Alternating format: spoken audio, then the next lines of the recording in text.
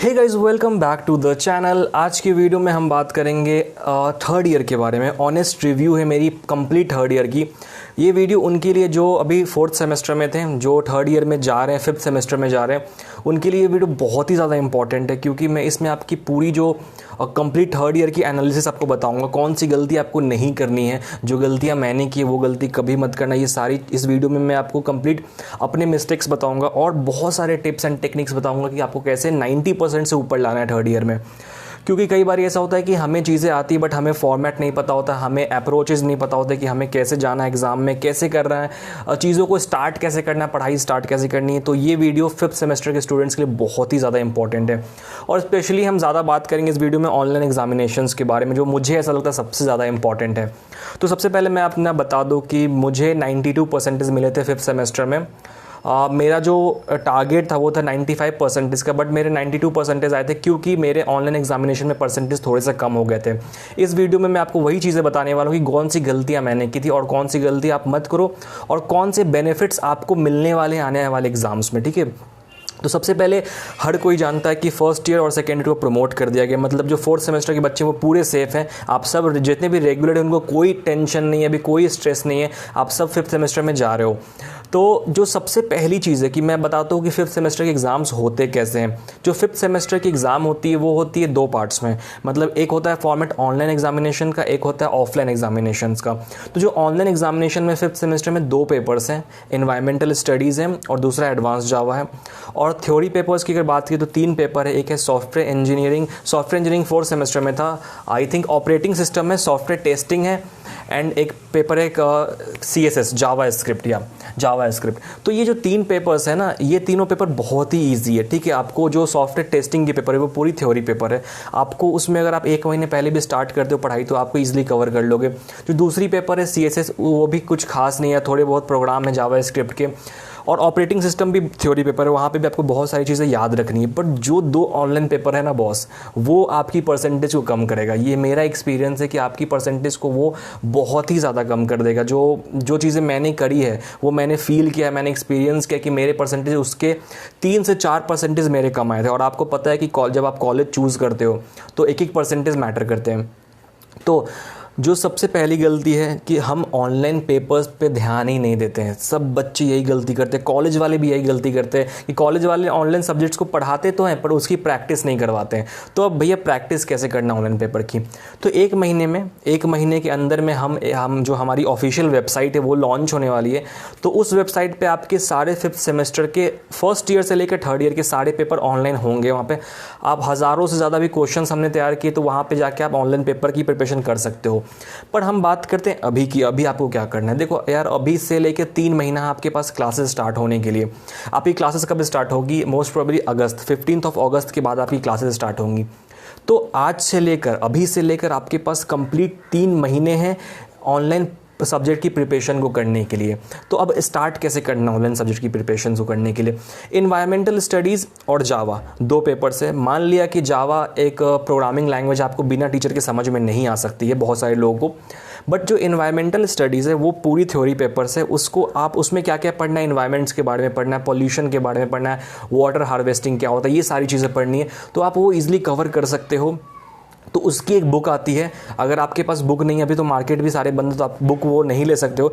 But आप जाओ net पे, MSBT के साइट पे जाओ, आप उसकी सिलेबस निकालो और सिलेबस के टॉपिक्स को नेट पे सर्च करो। एक वेबसाइट है sanfoundry.com, SANFOUNDRY, sanfoundry.com। वहाँ पे आपको सारे क्वेश्चंस मिल जाएंगे, आप वहाँ से प्रैक्टिस कर सकते हो। बिकॉज ऑनलाइन पेपर एक ऐसी पेपर है जो आपके परसेंटेज को बहुत कम करती है। लाइक अगर आपने बहुत अच्छे से भी पढ़ाई की तो आपको 55-60 के बीच में ही नंबर आने वाले हैं। तो ये गलती कभी मत करना। कि मेरे बहुत सारे फ्रेंड्स हैं जिन्होंने ये गलती की थी, जिनके थ्योरी में 65 से ऊपर है 70 में, बट जो ऑनलाइन पेपर उसमें 30 से 40 के बीच में। तो ये गलती करने से उनकी परसेंटेज बहुत कम हो गई। जिनको 90% आना चाहिए था उनको 80 to 85 के बीच में। मेरा टारगेट था, मेरी जो तैयारी थी, मुझे लग रहा था कि मुझे 95 तो आराम से मिलेंगे, बट मेरे भी 2-3% कम हुए, मुझे 92 मिले। तो ये जो गलतियाँ हैं ना जो स्टूडेंट्स करती है, ये गलती कभी मत करना। दूसरी चीज़, एडवांस जावा की बात करें। अगर आपने फोर्थ सेमेस्टर में जावा पढ़ा है तो एडवांस जावा आपके लिए बहुत ही ईजी जाएगा, क्योंकि जो स्टार्टिंग के 2-3 चैप्टर है ना वो बहुत ही ईजी हैं और सेम है। बस एडवांस जावा में आपको एप्लेट्स का, ग्राफिकल कंपोनेंट्स का यूज़ करना है, जो कि बहुत ईजी है। और एडवांस जावा की सारी ट्यूटोरियल्स नेट पे अवेलेबल है, तो आप वहाँ से भी उसकी तैयारी कर सकते हो। हम बात करते हैं सॉफ्टवेयर टेस्टिंग के बारे में। यार सॉफ्टवेयर टेस्टिंग में आपको बस थ्योरी पेपर्स हैं।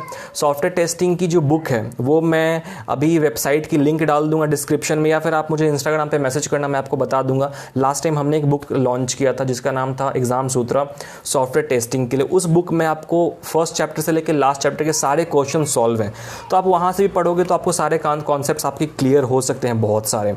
तो ये सॉफ्टवेयर टेस्टिंग की बात थी। जावा स्क्रिप्ट की आपको सारी ट्यूटोरियल्स नेट पे अवेलेबल है। आप सिंपल जो ट्यूटोरियल्स पॉइंट पे जावा स्क्रिप्ट की ट्यूटोरियल्स वहाँ से आप ले सकते हो, आपको सारे ट्यूटोरियल्स वहाँ पे मिल जाएंगे।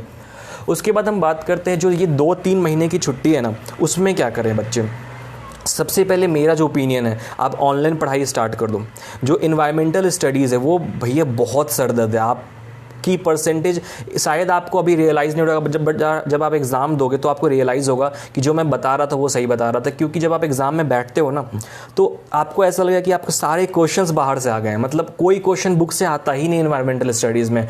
इन्वायरमेंटल स्टडीज़ की बुक आती है टेकमैक्स की, बट उस बुक को पढ़ने के बाद भी आप सारे क्वेश्चन सॉल्व नहीं कर सकते एग्जाम में। MSBT में आपको 40-50% क्वेश्चन बाहर से आते हैं। तो इसके लिए आपको पूरी ऑनलाइन स्टडीज़ बहुत अच्छी रखनी है और अच्छे से प्रैक्टिस करना है। और एक इंपॉर्टेंट रिक्वेस्ट है मेरा सारे कॉलेजेस में, जो भी डिप्लोमा के कॉलेज हैं, जो भी पॉलिटेक्निक के कॉलेज हैं, उनसे एक रिक्वेस्ट है कि जो 3 महीने की छुट्टी मिली है आप लोगों को, उसमें आप अपनी ऑनलाइन पोर्टल तैयार करा लो यार। क्योंकि उससे क्या होगा, आपके जो स्टूडेंट्स हैं उनको अच्छी खासी प्रैक्टिस करने की चांसेस मिलेगी। क्योंकि कई बार क्या होता है कि हमें कॉन्सेप्ट समझ में आ गया, हमें थ्योरी समझ में आ गई, बट क्या होता है कि हम उस चीज़ के लिए प्रिपेयर नहीं हो पाते यार। ऑनलाइन एग्जामिनेशंस के लिए प्रिपेयर नहीं होते, क्योंकि हमने 10th तक कभी ऑनलाइन एग्ज़ाम दिया नहीं है। और फर्स्ट ईयर में आपके ऑनलाइन पेपर्स थे, बट फर्स्ट ईयर में क्या प्रॉब्लम थी कि फिजिक्स केमिस्ट्री थी, जो कि बहुत ईजी था। बट आज के टाइम पे क्या है कि एडवांस जावा प्रोग्रामिंग लैंग्वेज है, वहाँ पे आपको पूरे आउटपुट, वहाँ पे क्वेश्चन आएगा कि इसका आउटपुट निकालो, और आउटपुट के लिए आप कंपाइलर का यूज़ भी नहीं कर सकते। तो अब इसमें क्या है, तो इसमें आपका एक्सपीरियंस काम आता है, इसमें आपकी जो विज़न है वो काम आएगी। जितना प्रैक्टिस आप करोगे उतनी चीज़ आपकी क्लियर होती चली जाएंगी। तो ये थी कुछ tips and techniques third year में जाने से पहले। अभी भी आपके कुछ डाउट्स हैं तो आप मुझे कमेंट में ज़रूर पूछना, या फिर इंस्टाग्राम पे मैसेज करना, मैं आपको गाइड कर दूंगा वहाँ पे।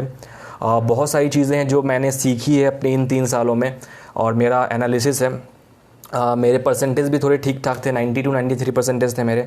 तो उस वजह से मैं आपको अपनी एक्सपीरियंसेस शेयर किया, और मेरी ओपिनियन थी जो मैंने आपको बताई। मैं चाहता था ये वीडियो बहुत पहले बनानी, बट ये वीडियो के बेस्ट टाइम यही था जब आप सारे बच्चों के अच्छे खासे छुट्टी चल रही है, 3-4 महीनों की टाइम है आपके पास, उसमें आप पूरा सिलेबस कंप्लीट कर लो।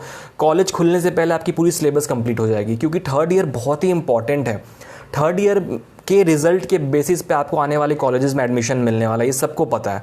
अगर आपने 5th सेमेस्टर में अच्छे परफॉर्म किया, 6th सेमेस्टर में किया, तभी जाके आपको अच्छे कॉलेज मिलेंगे। अगर आपने एक भी सेमेस्टर में मिस किया ना, तो फिर आपको अच्छे कॉलेज नहीं मिल पाएंगे। तो इसलिए अच्छे से तैयारी करो। कोई भी डाउट है मुझसे कमेंट में पूछो, या फिर इंस्टाग्राम पर मुझे मैसेज करो। और अगर आप डिप्लोमा के हो, या फिर डिग्री के स्टूडेंट हो, इंजीनियरिंग कर रहे हो, या फिर डिप्लोमा कर रहे हो, तो इस चैनल को सब्सक्राइब करो, ताकि आपको आने वाली सारी ट्यूटोरियल्स मिलते रहा करें। मैं इस चैनल पर 5th सेमेस्टर की सारी ट्यूटोरियल्स डालने वाला हूँ, हर एक प्रोग्रामिंग लैंग्वेज की कोर्सेज लेक्चर्स डालने वाला हूं। तो इस चैनल को सब्सक्राइब करो ताकि आपको सारे ट्यूटोरियल्स टाइम पे मिलते रहे। Thank you so much for watching this video. Bye bye, have a good day.